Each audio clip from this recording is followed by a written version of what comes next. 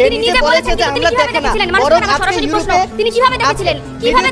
শুধু বলবেন কিভাবে দেখেছিলেন আর কিছু না শুধু বলেন কি সেটা বলেন ইন্টারনেটের মাধ্যমে মানুষ স্পিকার ভিডিও আমরাও দেখেছি কিন্তু আজকে আমাদের সমাজ ব্যবস্থা কিন্তু ইউরোপের মতো নয় যার কারণে আমরা হামলা করিনি তাই আমরা কথা বলছি তাই আমার নেতা বলেছে যে ত্রুটিপূর্ণ সমাজের কারণে আজকে হামলা হচ্ছে উগ্রবাদ কিভাবে তথ্য প্রযুক্তিকে প্রধান সমস্যা হিসেবে দায়ী করছে উগ্রবাদের পিছনে তা কোনো সুস্থ মস্তিষ্কে বোধগম্য নয়। তিনি বলছেন ক্রাইস্ট চার্চে হামলাকারী তিনি নাকি অভিবাসীদের উপর হামলা দেখে ক্ষুব্ধ হয়ে হামলা করতে শুনে মনে হচ্ছে বাংলাদেশের জন্য 18 মাসে 1 বছর পূর্ণ হয় অর্থাৎ প্রধানমন্ত্রী বলে গেলেন যে ব্র্যান্টন টেরন নাকি ইউটিউবের ভিডিও দেখে উদ্বুদ্ধ হয়েছে অর্থাৎ নিজে একজন ব্র্যান্টন টেরন যখন নিজে 37 পৃষ্ঠার প্রতিবেদনে বলে গেছে যে আমি আজকে ইউরোপে অভিবাসীদের কারণে আমি আজকে হামলা করছি আজকে শ্বেতাঙ্গদের রাজত্বের জন্য আমি আজকে হামলা করছি সে নিজেও জানে না সে যে ইউটিউবের জন্য নাকি সে উদ্বুদ্ধ হয়েছে মানে একটা বানানো কারণকে আরেকজনের উপর সে চাপিয়ে দিতে চাচ্ছে আমরা যদি স্বরাষ্ট্রমন্ত্রীর বক্তব্য দেখতে পাই তিনি তথ্য প্রযুক্তিকে একটা ক্ষুধার কাশি বানিয়ে ফেলছে মানে তথ্য প্রযুক্তি এখনই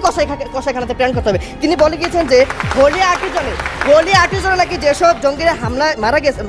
হামলা করেছে যারা মারা গিয়েছে এদের পিছনে নাকি তথ্য প্রযুক্তি অবাধ ব্যবহার আছে আমি বলতে চাই যারা মারা গেছে এদের রেকর্ডে কি লেখা আছে এরা তথ্য প্রযুক্তির আইন মামলা কখনো শাস্তি পেয়েছে এরা কখনো মামলা গ্রেফতার হয়েছিল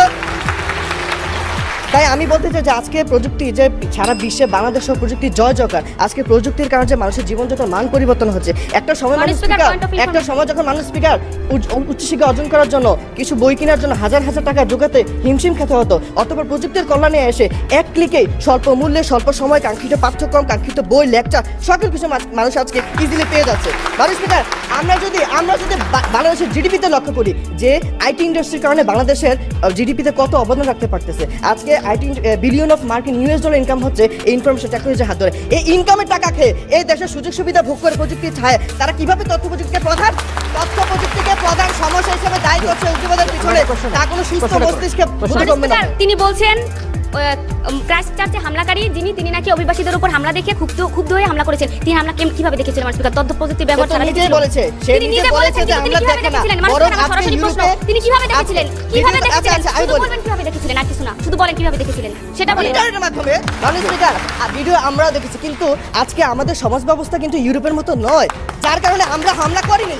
তাই আমরা কথা বলছি তাই আমার নেতা বলেছে যে ত্রুটিপূর্ণ সমাজের কারণে আজকে হামলা হচ্ছে উগ্রবাদীদের প্রধান কারণ হিসেবে এই ত্রুটিপূর্ণ সমাজ ব্যবস্থায় দেয় আমরা যদি দেখি যে মানুষ স্পিকার বিটি অর্থাৎ বাংলাদেশ টেলিকমিউনিকেশন রেগুলেটরি কমিশনের তথ্য মতে লাস্ট 2009 থেকে 2019 পর্যন্ত গত 10 বছরে প্রযুক্তি ব্যবহারকারীর সংখ্যা প্রায় 52% বেড়েছে এই যে 52% বেড়েছে আমাদের কি ক্ষতি হয়েছে নাকি লাভ হয়েছে প্রথমত উত্তর দিয়ে যাবেন আজকে মানুষ স্পিকার চীন জাপান জার্মানের মতো এত